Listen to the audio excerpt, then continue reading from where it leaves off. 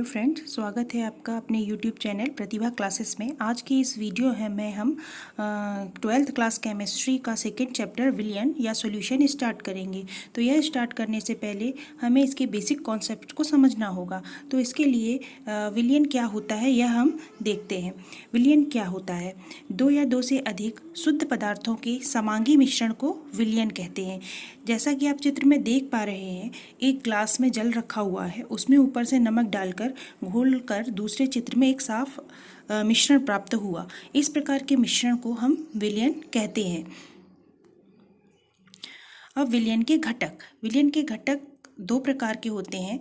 पहला होता है विलेय और दूसरा होता है विलायक। इसे हम एक उदाहरण के द्वारा समझते हैं। आप चित्र में देख पा रहे हैं, एक ग्लास है, उसमें जल है, ऊपर से उसमें सॉल्ट डाला जा रहा है। जल की मात्रा ज़्यादा है और सॉल्ट की मात्रा कम है। तो विलयन का वह भाग जिसकी मात्रा अधिक होती है उसे हम विलायक या सॉल्वेंट बोलते हैं, और जिसकी मात्रा कम होती है उसे हम विलेय या सॉल्यूट बोलते हैं।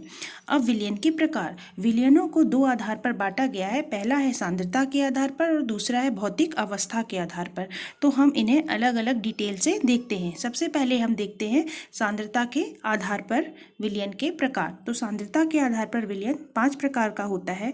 तनु विलयन या डाइल्यूट सॉल्यूशन, सांद्र विलयन या कंसंट्रेटेड सॉल्यूशन, संतृप्त विलयन या सैचुरेटेड सॉल्यूशन, असंतृप्त विलयन या अनसैचुरेटेड सॉल्यूशन और अति संतृप्त विलयन या सुपर सैचुरेटेड सॉल्यूशन। तो हम देखते हैं सबसे पहले तनु विलयन और सांद्र विलयन। आप चित्र में देख पा रहे हैं, दो बीकर हैं, दोनों बीकर में जल है और ऊपर से कुछ सॉल्ट डाला जा रहा है।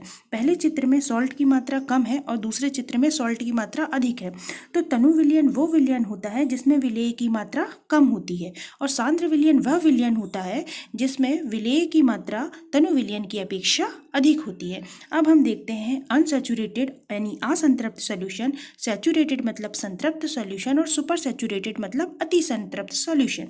आपको चित्र में 3 टेस्ट ट्यूब दिखाई दे रही हैं। तीनों टेस्ट ट्यूब में जल भरा हुआ है, ऊपर से कुछ सॉल्ट डाला जा रहा है। पहले चित्र में हम सॉल्ट डालकर विलयन तैयार कर रहे हैं। इसमें विलयन में आप और अधिक सॉल्ट घोल सकते हैं, मतलब ऐसा विलयन जिसमें और अधिक विलेय की मात्रा घोली जा सकती है असंतृप्त विलयन कहलाता है। दूसरे चित्र में आप देख रहे हैं, तैयार विलयन में और अधिक विलेय डालने पर नीचे विलेय के कण इकट्ठे होते जा रहे हैं। इसका मतलब यह है कि इस विलयन में और अधिक विलेय को नहीं घोला जा सकता। तो ऐसा विलयन जिसमें और अधिक विलेय की मात्रा नहीं घोली जा सकती सैचुरेटेड या संतृप्त विलयन कहलाता है। अब सुपर सैचुरेटेड विलयन, यदि हम सैचुरेटेड विलयन को गर्म करें तो इसमें और अधिक विलेय की मात्रा घोली जा सकती है। अब हम इसे एकदम से ठंडा कर दें तो नीचे विलेय के क्रिस्टल बन जाएंगे। तो ऐसा विलयन जिसमें विलेय की मात्रा सैचुरेटेड विलयन की तुलना में अधिक होती है और क्रिस्टल बनाते हैं, सुपर सैचुरेटेड विलयन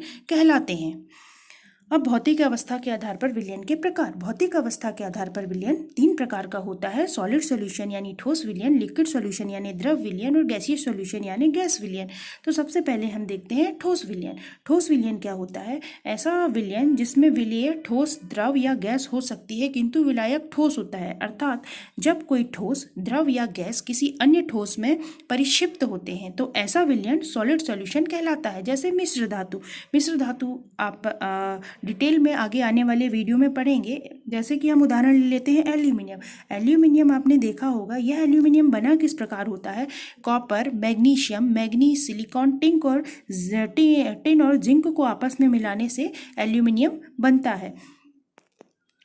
द्रव विलयन में विलेय ठोस, द्रव या गैस हो सकती है और विलायक द्रव होता है। मतलब कि जब कोई ठोस, द्रव या गैस किसी अन्य द्रव या जल में घुला होता है तो प्राप्त विलयन को द्रव विलयन कहते हैं। जैसे कि आप सोडा वाटर देखे हैं या कोल्ड ड्रिंक की बोतल देखे हैं। कोल्ड ड्रिंक की बोतल अब जब खोलते हैं तो ऊपर से आपको बबल्स निकलते हुए दिखाई देते हैं, जैसा कि आप चित्र में देख पा रहे हैं। ये बबल्स हैं कार्बन डाइऑक्साइड के होते हैं जो जल में घुले होते हैं। तो इस प्रकार का विलयन द्रव विलयन कहलाता है।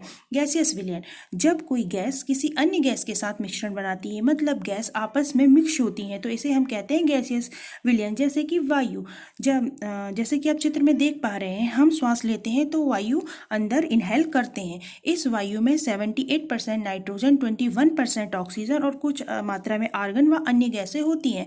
तो जो गैस हम श्वास के द्वारा अंदर लेते हैं वह एक वायु मतलब गैसीय विलयन है। Thank you for watching this video. इसी तरह के वीडियो के लिए हमारे चैनल के साथ बने रहिए और चैनल को सब्सक्राइब करना नहीं भूलिएगा।